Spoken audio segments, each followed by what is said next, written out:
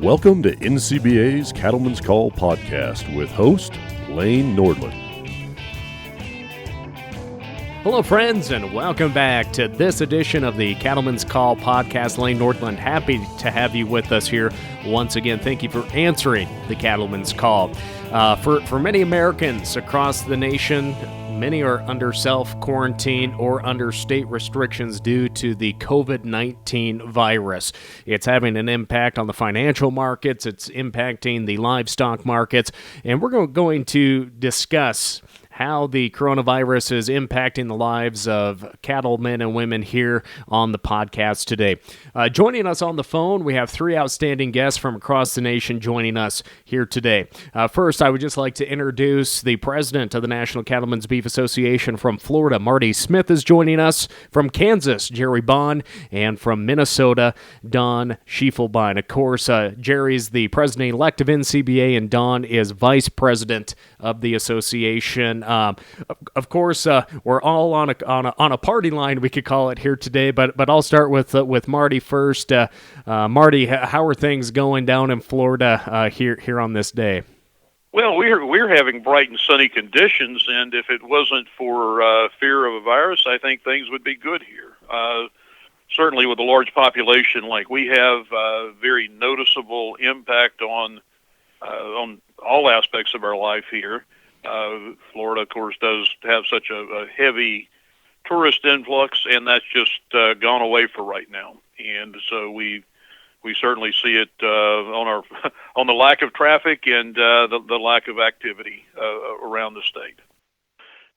So, Marty, in particular, as we look at the coronavirus, how's this impacted your family's operation? Of course, we're all very busy on our livestock operations right now, but how has this impacted the ebb and flow of your operation? We're having to take, we are trying to take extra precautions with our families and with the people that we have working on the ranch. Make sure that we do follow all of the safe practices and try to avoid anything that would have a tendency to spread any kind of virus. So, with that said, we continue to try to conduct business as normal. Well, again, very, very serious situation across the nation, impacting every single American out there, whether it is livestock producers or consumers. In Kansas, Jerry, how are things going for you here today on the operation? And again, that question of how is coronavirus impacting the family business here today? My wife and I live in Wichita, Kansas, and we have a statewide shelter-in-place order, so virtually all the businesses are closed. Those that are considered essential are still operating. Restaurants are closed. Many are trying to do curbside service or takeout. We did do a takeout from a pizza restaurant the other night. As far as our business, we have 3 feed yards, 2 in Kansas, 1 in Oklahoma, and we have limited access to our offices. We're doing a lot of business via the social media and the internet. We're rotating some of our office staff. We don't have a full team there all the time. One of the things that we also did for our own employees is we gave them an extra 2 weeks of pay to help offset some of the additional costs that they may be facing with the shutdown and with additional childcare and those kinds of things. But it's pretty much business as usual at the feed yards. Otherwise, we're making certain that we're on the top side of all of our storage facilities for feed ingredients. So if there becomes a problem, we can operate for a few days. Yeah, Jerry, you mentioned, of course, my broadcast is coming from Bozeman, Montana today, and just yesterday our governor announced that we will be under a stay-at-home lockdown order starting at 12:01 a.m. on Saturday morning, so that'll be tomorrow, and I just can't imagine how the grocery stores are right now. I'm glad I stocked up on my Coors Light before all the lockdown occurred here up in Montana, that's for sure. But looking out to Minnesota, Don, I know you come from a fairly large family operation out there. How are the dynamics out there, and how is the coronavirus being handled in your state, and what are some steps that you're handling on the family place? Well, I can speak for myself and my family that's saying that, boy, anxiety is running awfully high. When you see kind of a disruption like this in a family operation, in today's family operators like ourselves, you deal with large numbers, right? So if you see any disruption, the economic impact is substantial. So each morning we're wondering how this market's going to open, if it's going to hold together, and trying to keep those who are in charge of doing the risk management for the operation sane, if you will, because as they try to go through these uncharted waters, it just becomes a real tough mind thing to try to get through as they make decisions for the entire family, right or wrong, that may have huge consequences. On the positive side, you mentioned we have a large family. So right now, the kids are out of school till May 1st, I guess the governor just released. So we have somewhere around 30 or 40 grandchildren that run around the operation. So on a silver lining standpoint, I guess, as you're going through all this anxiety, it's nice to look out and you literally will see a pack of 10-year-olds heading out to the woods to play, or a pack of 7-year-olds going over this way to screw around and doing something that way. So it's been kind of fun to see the family come together and kind of bond as a family during this difficult time. No, definitely is. And I think that's one thing that farmers and ranchers across the nation, having really that set in place social distancing that many of us have grown up with and continue to live with is important, because we can't stop what we do out in the countryside. We need to be cognizant and put measures in place to make sure that our families and our employees are safe. And Don, I'm going to stick with you. Just kind of what are you hearing from fellow cattle producers out your way? Kind of what they're doing to ensure that their herds are taken care of during this outbreak. Obviously, not everyone has the opportunity to maybe have employees. It's maybe just a 1 or 2 person operation. What are you hearing from them out in Minnesota? Yeah, and largely the cattle producers around us are smaller family farm type operations, and by and large it's business as usual, only with just an added amount of stress, if you will, with the uncertainty in the marketplace. So everybody's in the midst of calving, and it's amazing how just carrying out everything that needs to be done kind of keeps you occupied, and you kind of live in your own world. At least we do in Minnesota during this time, because boy, right now we're in a very, very busy time with calving season, et cetera, and it's just staying focused at getting the task done at hand right now for most of Minnesota. Jerry, what are you hearing from fellow feedlot operators in your country? I know you shared with us the protocol that you have all put into place, but what are some folks doing? Maybe some of the bright spots, maybe some of the things they've had to really adapt to, and making sure that they have feed on hand and whatnot. What are you hearing from your colleagues down there? Well, I think they're working very closely with their trucking companies that deliver all the needed ingredients for rations and for supplies into the feed yards. Like Don mentioned, there's a lot of anxiety and stress. Market has been very, very volatile, and a lot of concern about that as we move forward. Luckily, the last couple of weeks, the market has responded positively to the increase in demand for beef that's come from the anxiety that consumers have had, and so that's helped us get quite a few cattle sold at a better price than what it looked like we were going to get when this thing first hit. So anxiety and concern about the market probably is the biggest challenge. Mm-hmm. Marty, how about for yourself, Florida, the Southeast? What are you hearing from fellow producers down there? Maybe some bright spots, maybe some areas that they've been working on that maybe they didn't have some supplies on hand. How's that playing out in the Southeast? Well, certainly the anxiety level is very high, as Jerry was indicating, and I think that's true throughout the country. We certainly, like everybody else, we face that. I think for southeastern producers, the volatility in the market has been a tremendous concern. We're certainly glad to see some correction to that.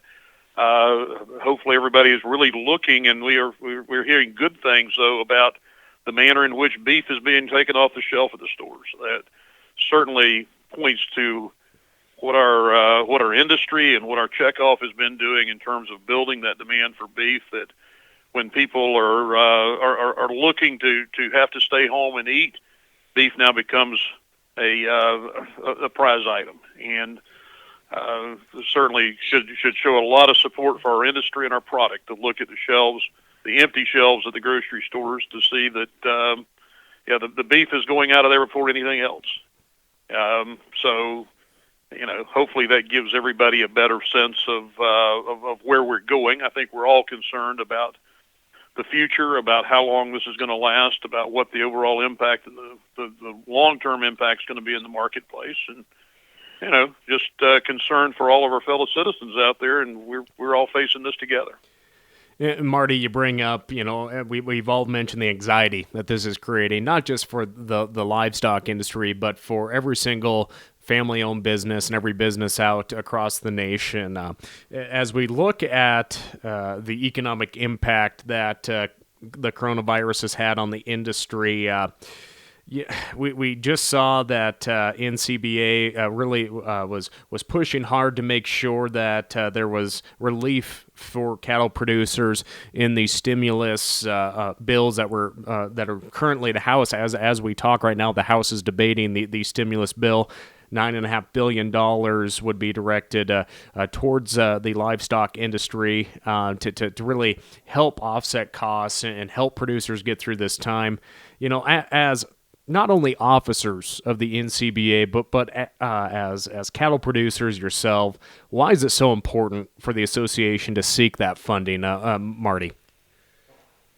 Well, first, I want to point out this is something that NCBA historically has it's an area where we have not ventured. But given the severity of this situation, given the concerns around the country, we felt that it was our time to step up and take affirmative action to move forward to help our producers, again, weather this crisis. There's, again, as we've talked about, the volatility in the market has had a devastating effect on a lot of people, and we want to be able to keep producers going, keep everybody focused back on our real business, and that is putting that high-quality beef on everybody's table, especially in times like this. So hopefully with what we're doing here, we can get everybody and keep everybody going with their operations. Use this to help weather or to even out some of the adverse impact that we're facing. Jerry, on those same lines in feedlot country, whether obviously we're not down at the stockyards of the local cafe due to social distancing, but if you receive a phone call from some of your fellow producers down in that region, what is the discussion that you've had surrounding the funding that is going to be allocated towards the livestock industry? I think it's a mixed bag. As Marty alluded to, this is something that's relatively new for the livestock industry to be involved in this kind of assistance from the government. But we have so many people that are hurting. There's some losses that have occurred. And so I think there's more of a willingness to at least be a part of it. And I think NCBA was instrumental in making certain that livestock got included this time, particularly cattle got included in this latest round of assistance. And while there will be other industries that will share in some of that money, the livestock and cattle industry will certainly be able to get a part of it. And I think generally there's probably more favorable, more people in favor of participating than there are that are opposed, but certainly there are some on both sides of the issue. Now, Jerry, could you maybe expand a little more? You mentioned that the livestock cattle being included in this round of assistance. You're referring to the previous margin protection payments that occurred due to trade retaliation. Is this just almost a continuation of that? Or am I wrong in saying that? Could you explain more on that? That would be my impression at this point. We don't know how USDA is going to set up the formula that will determine what kind of a payment an individual producer will get. My best guess at this point is it will be structured something similar to the MFP payments that crop producers got last year because of the trade retaliation that was going on.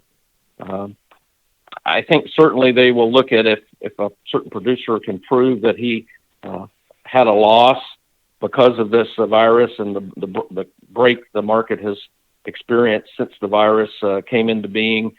Certainly that would probably entitle that producer to some kind of assistance. And I want to point out too, this assistance is not going to make anyone whole. It's merely going to be able to provide some assistance to help them get through the rough spots here and maybe help pay a few bills, but certainly not going to give them 100% coverage. Yeah. Well, thanks for explaining that more, just because, I mean, I look at all this, and it can be very consuming and overwhelming when we see all this information that's out there. And Don, out in your country, when you look at this assistance, what are you hearing from your fellow producers on that? And maybe what's the conversation centering around over there in the Great Lakes region? Yeah, I think there's almost universal support and appreciation to NCBA to stepping up to the plate, understanding the importance of getting money to people who are truly hurting and getting it done in a satisfactory, quick way. So I think it's almost universal supportive. And I think, from our standpoint in the Midwest region, I think the summary is there's a time to be proud and then there's a time to be smart. And when your family's hurting and the bills are piling up and you have red ink flowing, this is a time to be smart. And we appreciate NCBA stepping to the plate, securing these funds to help us get through. As Jerry said, it's not going to make us whole, but sometimes it's the little bit that ekes you by that gets you to play the game again. And that's what's so important. And I think a lot of appreciation to securing that money for our ranchers and farmers. So obviously, Jerry mentioned that USDA is going to be responsible for really distributing the funds, and Jerry kind of shared his thought on that. But Don, how would you like to see those funds distributed to cattle producers across the countryside?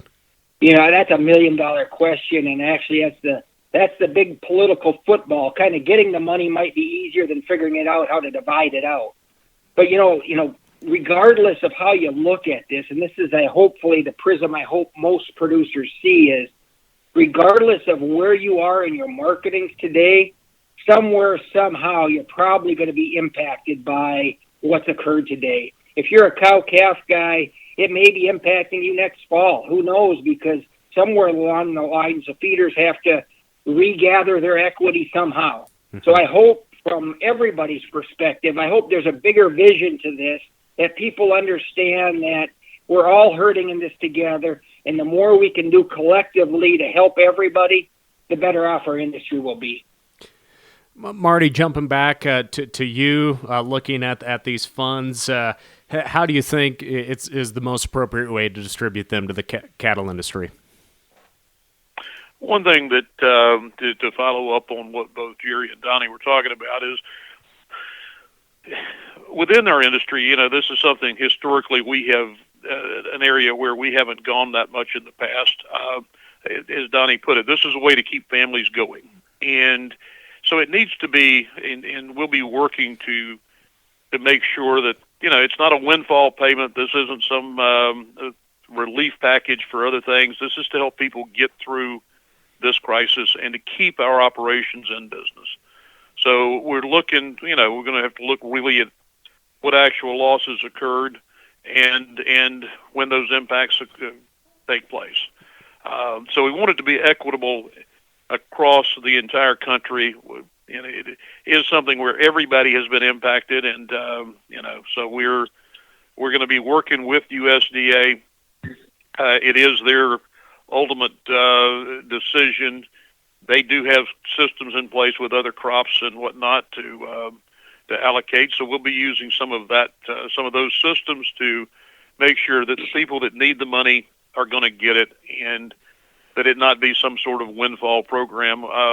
With that said, one of the things that we've been clear on is this isn't, for instance, for packer-owned cattle. This is for families, for ranchers, for farmers around the country, and for those people that have been adversely impacted through something that they had no control over. Gentlemen, I look on Facebook, and sometimes I just want to delete my Facebook account because it just gets frustrating. There's a lot of fear, there's anxiety, there's a lot of uncertainty in not just during this pandemic, but in the world in general.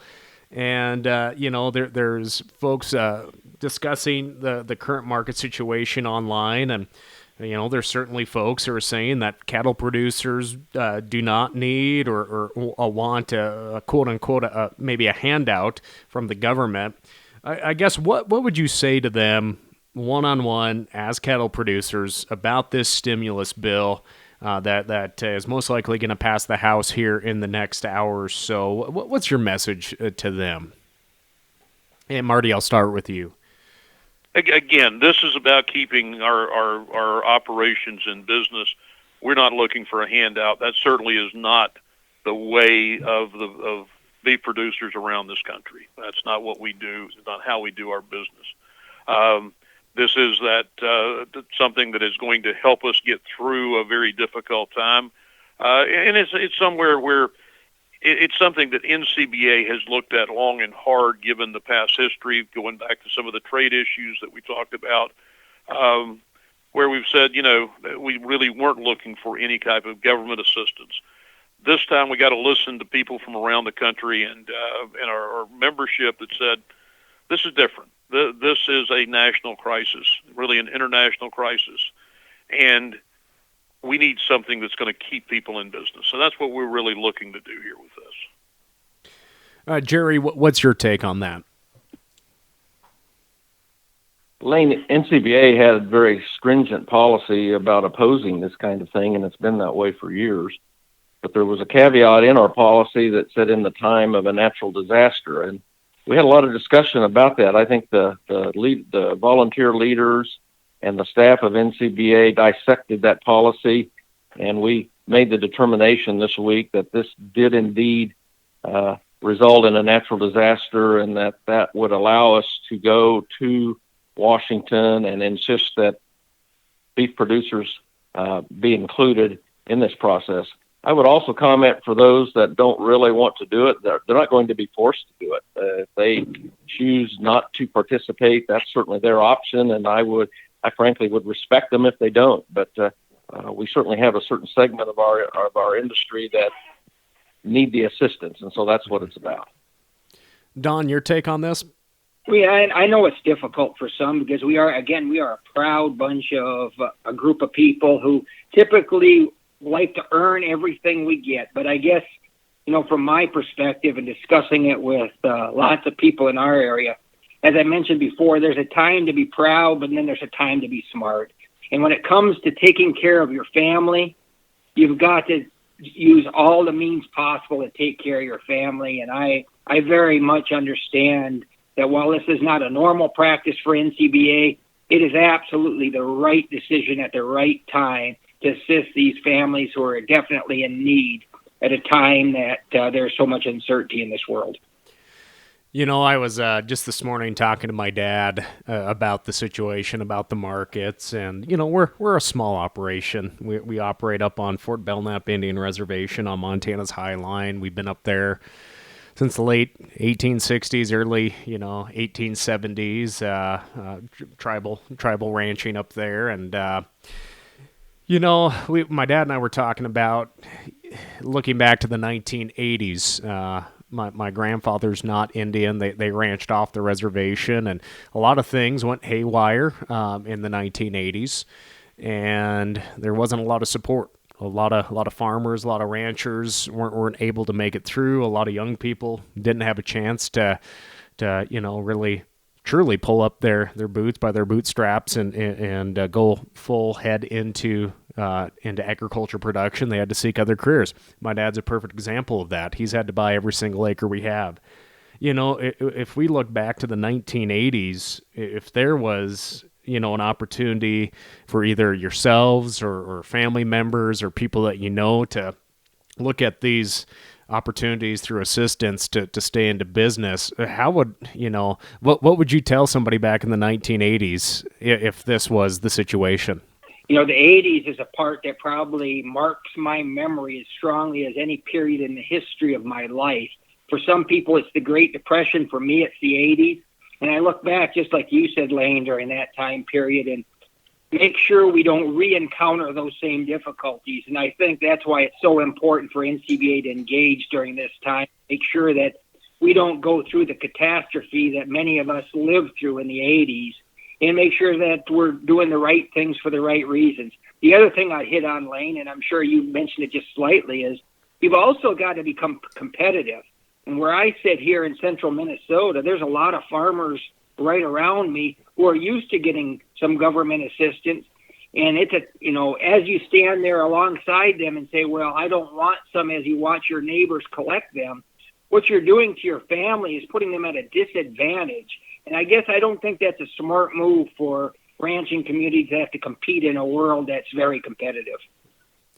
Jerry, do you want to weigh in on that? I know I kind of had a soapbox there, but Yeah, I think the 1980s was a kind of an economic downturn. This one is created by a virus that is worldwide. And I think back in the 80s, too, I think the financial situation of the country was in much dire straits. I think interest rates were sky high, maybe in the 15 to 20% range. Today, we certainly don't have that. And I think our banks, up until this point, have been in pretty decent shape as far as having money available. So I don't know that we have the financial crisis in place right now. Now, if this thing goes on for many months, that may be a different story. Mm-hmm. So I think that would be one difference between now and 1980. Marty, your take, and Jerry, I think that's such a good point, and I guess I was trying to relay that if this continues on into an economic collapse, which we're crossing our fingers that doesn't happen. But Marty, your take on my soapbox there? Lane, I certainly identify with everything that you're talking about. Those of us on the call, the 80s were at a life-changing time for me as well. Graduated from college in December of 1980, and the one thing that was clear, there was no place back on the farm or the ranch for me or anybody else. Mm-hmm. It was a time when, what I've learned, and this is one of the reasons that I have been so involved with NCBA. NCBA has been that organization that gave us some hope for a future and looked at ways to keep us in business, and certainly this is one of those times. Again, as Jerry said, it's not like the 80s. There's a lot of good things still out there we need to be thinking about. But as somebody that now with college-age kids, I don't want to have to tell them that. I don't want to have to say, there's no place for you in farming or ranching. You got to go find something else to do. One thing I've identified so much with NCBA's prior leadership, so many of us in the leadership all have that same occurrence back in the 80s. There was no place for us. Things were bad. And I want to, with what we do here, do everything we can to make it better for future generations and their ability to continue to raise the food that our nation and our world needs. And that's what we're doing here. So as we look at the situation at hand, and gentlemen, I know it can be, like I said, Facebook, it's a place where people vent their frustrations, their fears, their ideas, that share news. A lot of misinformation out there as well. What's your response? And I'm sure you get phone calls or neighbors saying this, that NCBA is a Packer-driven organization. What is maybe that? What is your response in trying to combat maybe misinformation about the role that NCBA plays in the countryside in Washington, D.C.? Marty, I'll ask that question to you first. Okay, certainly that is something that we hear, and I think this is a good example of where NCBA has stood up for all beef producers. We did engage in some rather pointed and heated discussions with the Packers. We saw some response to that. We saw some increase in prices, and certainly have seen some recovery in the market over the last week or two, and we'll keep working that. We are working for all producers, cow-calf segment, feeder segment, but that's what we are about. And again, the programs we're talking about in Washington are directed towards producers, not toward packers. Anybody that says that, I'd ask them to come to our meetings. They'll see very quickly when they look at our board of directors, when they look at our executive committee, they look at our officers. You're not going to find any packers in the mix. That's not who makes these decisions. This is the decisions and the directions at NCBA are made by the grassroots members from all over the country. It's not anything that's made by the packers, and certainly we don't have the input of the packers in making any of these decisions that we're talking about. We're there for the grassroots. We're there for the producers. There's a lot of elements that we haven't really touched on here that NCBA has done over the last several weeks. One of those is transportation. I mean, huge issue. As Jerry said, we got to keep the raw materials coming in, keep the feed sources coming in, be able to get our products out. NCBA has been the one organization that's been out there working in Washington and elsewhere to keep the trucks on the road, and we've been the one that's made a difference. Keep our packing plants open and keep our food processing open. Keep the grocery stores going. Make sure that we're getting that food distributed out there to all ends of the country. That's what NCBA has been able to do because that's what we're built for. And that is for the producers. That's not for anybody else. That's what we as producers come together to work on. And I'm very proud of what we've been able to accomplish. And, the relationship with the Packers always been a tough one. And, based on history, I know those issues are going to continue to come up, but that's not what NCBA is. NCBA is grassroots beef producers all over the United States working together to make sure we can all stay in business. Jerry, your thoughts on that question? Well, Lane, frankly, it's a tired, worn-out argument that simply isn't true. NCBA works hard to make certain that we have a market, and that's what the Packers provide. Is that they provide the market, the outlet for the cattle that we produce.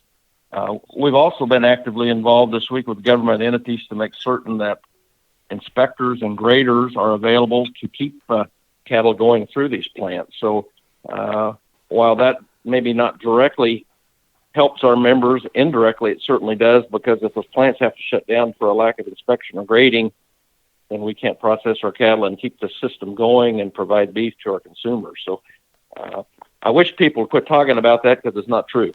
Don, on that same line, what are your thoughts, maybe your interactions back home or when you're out in the countryside across the nation talking with producers of all backgrounds?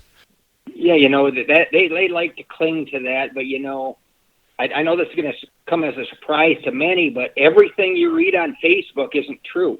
And I think this is a prime example of when you talk about fake news that just keeps getting regenerated with no substantial background to it at all. This is a perfect example. So from my perspective, nothing could be further from the truth. If you look at the history of NCBA, and I mean a long history, policies never come from the Packers to be implemented by NCBA. They always come through producer or producer groups. So nothing could be further from the truth.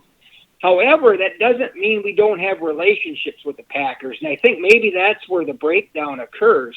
It's important that we have relationships with the Packers and know who to talk to and make sure that, as Jerry alluded to, when things get a little sticky and we need to make sure their processing plants can continue to operate when we need them to operate, we have those conversations and make sure we're doing all we can do in the defense of producers to make sure that their product is getting processed through.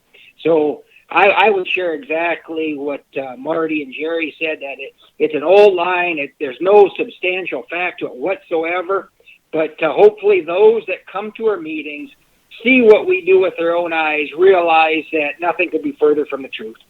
Well, gentlemen, as we look out our back doors or make a quick trip to town, as I bring this more around back to the coronavirus discussion, how are your communities reacting to the pandemic itself? What are you seeing when you go to town? Are you seeing grocery store shelves that are empty, no toilet paper on the shelves? Are you seeing community members come together and help each other out?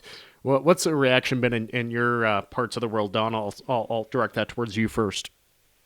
Yeah, we're seeing actually all of that here around us.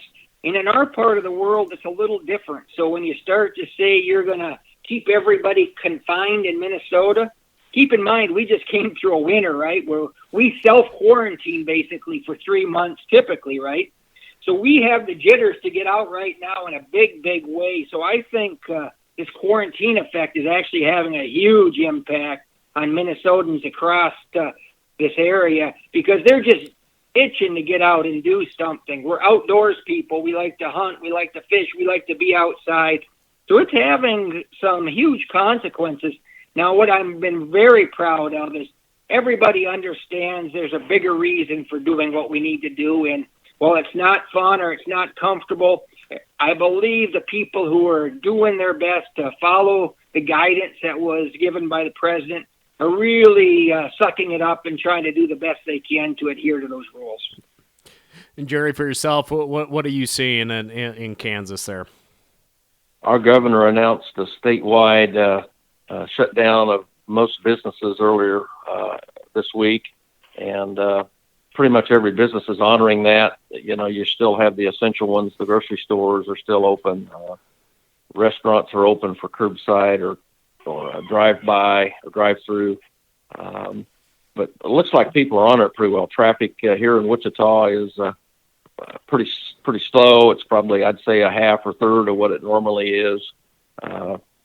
We still see there's still some construction work going on. I think the big box Lowe's and Home Depot and Menards are still open, but to provide the supplies for these contractors that are still working.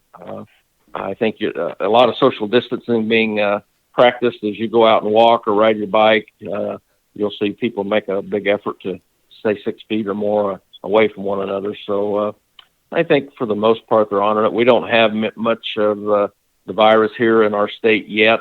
They continue to predict that we're probably going to see an increase. So. Mm-hmm.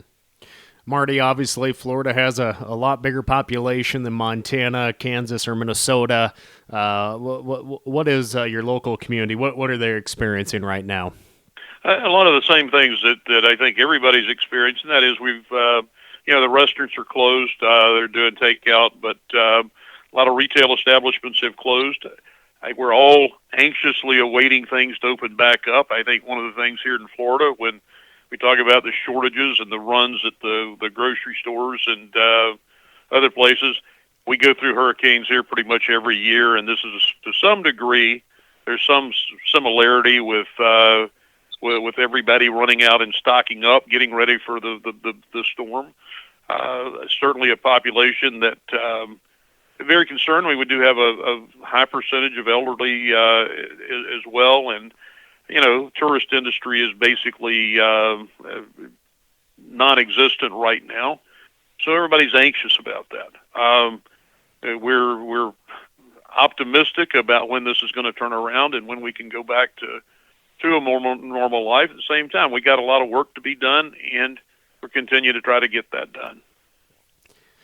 Gentlemen, as beef producers, we truly do take a lot of pride in being independent and getting the job done by ourselves or with little resources. But kind of circling this back to your home communities and states, and for our listeners, what should we do, or what might we think about to help our friends, our neighbors, say our communities during these difficult times? What are some things as beef producers we can do to step up and just help our communities get through this pandemic?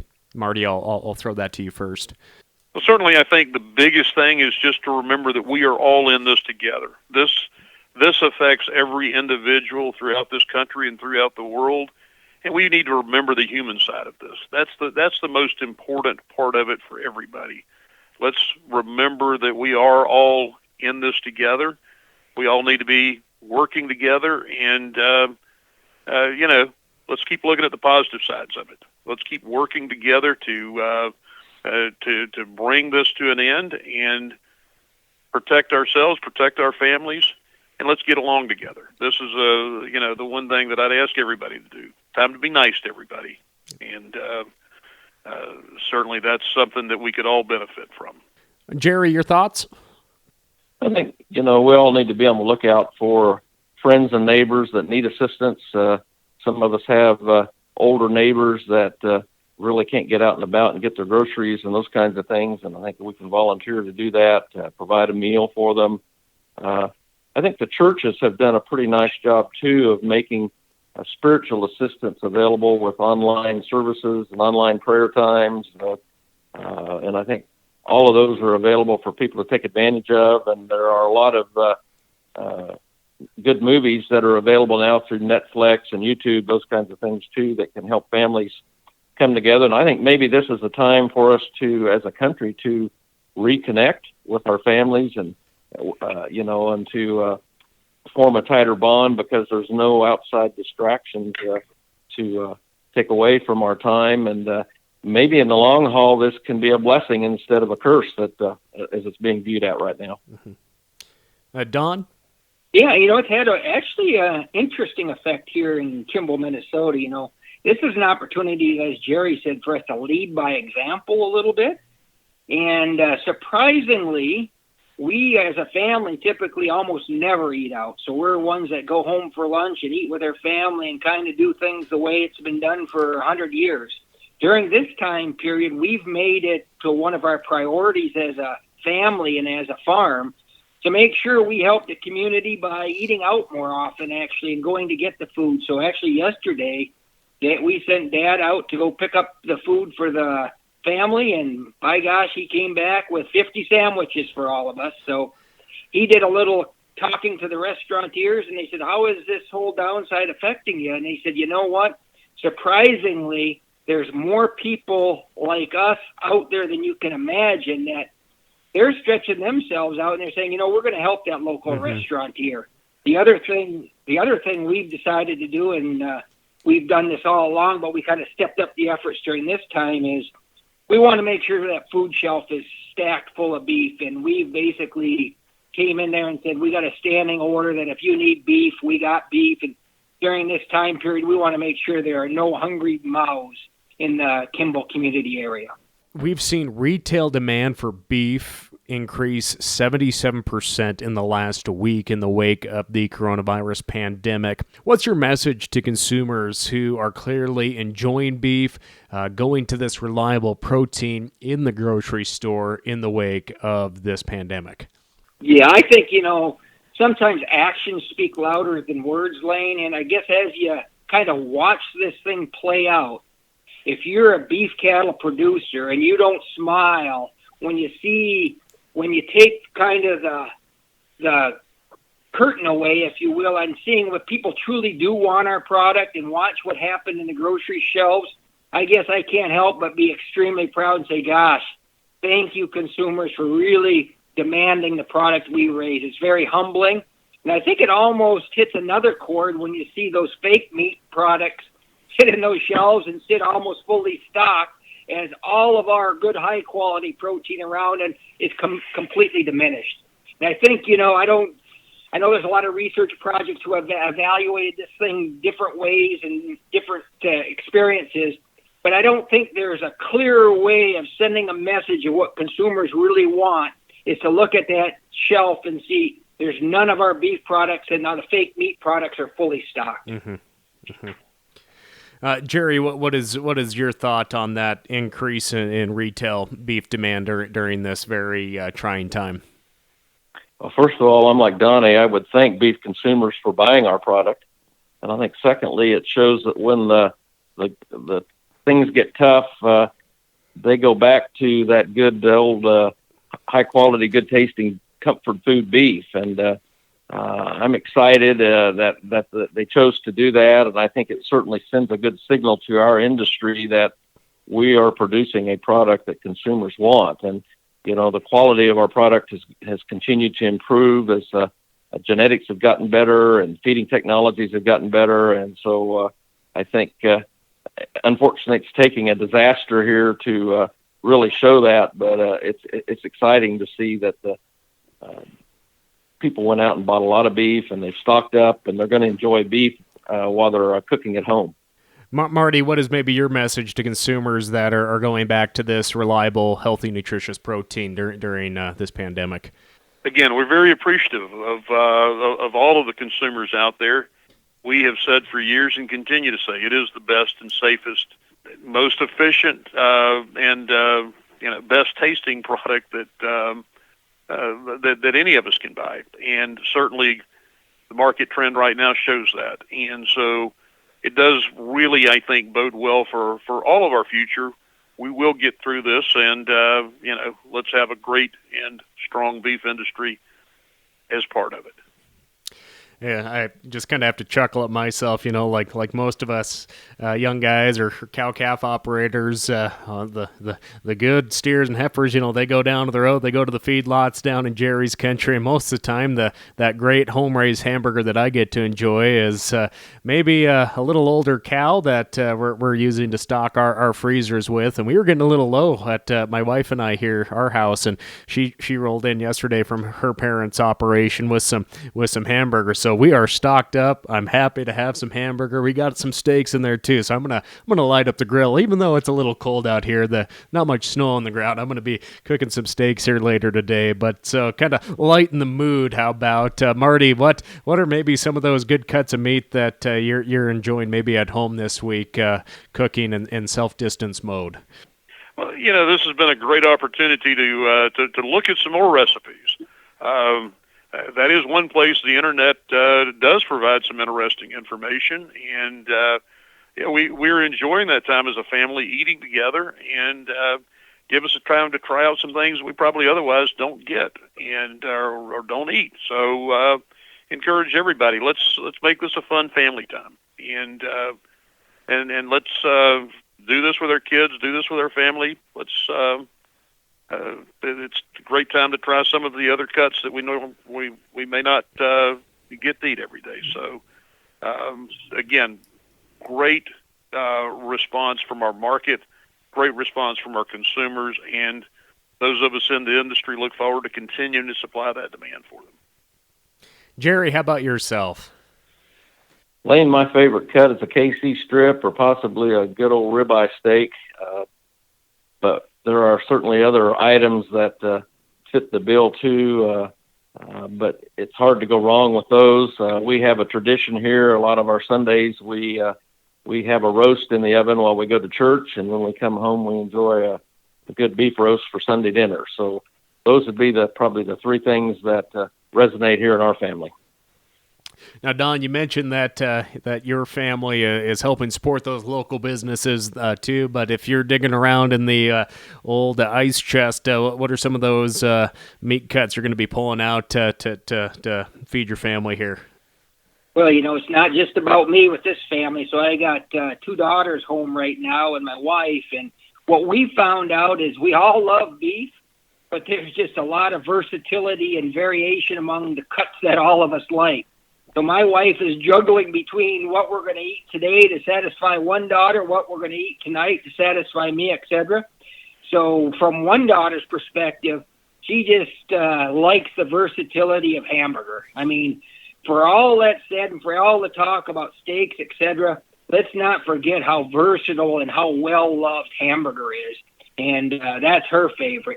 My other daughter, who's actually a food scientist at Kansas State, she loves the flavor of a sirloin steak, and that's by far her favorite. The deep flavor you get with that sirloin steak is something she just smiles ear to ear. Now, last night we had my favorite, and that was a ribeye steak, and we cooked it out on the grill last night. And if you have any concern that we're going to lose demand with beef, all you have to do is fire the grill up, put on a ribeye steak, and you'll understand why beef is still the king of the consumer's plate. You bring up just the consumer's plate, and it takes so many different individuals to make sure that product makes it to a consumer's kitchen, cooked, served, ate. And I think we've seen a lot of spotlight on the pipeline that it takes to get the product from pasture to plate. Whether it is the truck drivers, the grocery store retail workers, the meat cutters, the employees at the processing facilities that are taking time away from their families and making sure that we have product in the grocery store. What's your message to these hardworking individuals that are keeping the beef supply chain moving and making sure that during this very difficult time, beef is available? We've been talking about that here for the last few minutes. Don, what is your message to all those workers along this supply chain? Yeah, they've done a fantastic job, and a big thank you to all of them. Like you said, it's a complicated supply chain, and while everybody else is confining themselves to their homes, they're out making everything happen and making sure that we have food security, which is one of the most important things we can provide the entire public during a time like this. And for what they're doing, it makes it all happen. And I just want to say a big thank you to all of them, and realize that what they do every day may not always be put front and center and get a gold star, etc. But without them, this whole supply chain would collapse. And they are a crucial, important cog, each one of them, to making sure that meat ultimately hits the consumer's plate. Jerry, what's your message to all those hard workers making sure that the beef supply chain continues? First, a great big thank you for all of them that are continuing to work. And without them, our system doesn't operate, and we can't get food to the people like they need. And that includes the truckers that deliver the cattle to the processing plants and the beef out of the plants to the stores. Without them operating, and thank you to the restaurants that are offering to provide food for these truckers, because many truck stops have shut down and restaurants are closed. And I know they were having trouble finding places to get refueled and get food. And thank you for those that have stepped forward to help us out. And they're true patriots. Without them, our food system wouldn't operate. And so we're in the land of plenty, and we're going to continue to provide food, and food will not become short because of the willingness of these people to do what they do every day. And then I would also say, please work safely and practice all the hygiene that we're being asked to do. And I'm certain that they are, but I hope they'll just continue what they're doing. I think patriots is a perfect word to describe all these men and women working day in and day out, making sure that the food supply continues to go. Marty, what are your thoughts on that? Again, I'll echo the thanks that we're all conveying here to everybody involved in this entire beef chain, from the beginning to the end of it. And it is an example of one of the great things about our nation, about our country, the way we can come together and work in an incredibly complex system, an incredibly trying time, and still make sure that we are getting that product on the plate. So we have a lot to be proud of there. We've got a lot to be thankful for. And, the working together like we are doing, we'll move through this and put this one behind us. And so, again, thanks to everybody involved in that process. Really appreciate the hard work that all of the folks at NCBA and the other organizations as well, what we're doing to make this a time that we can all get through. And again, thanks to all the consumers. Thanks to everybody involved in the chain. Just a few moments ago, the House of Representatives did pass the stimulus package. Of course, the day we were recording this, the end of the week, during the epidemic itself. So that will be heading to the president's desk. I know he'll sign that here shortly. Gentlemen, is there any last comments that you would just like to share with our podcast audience? Don, I'll start with you.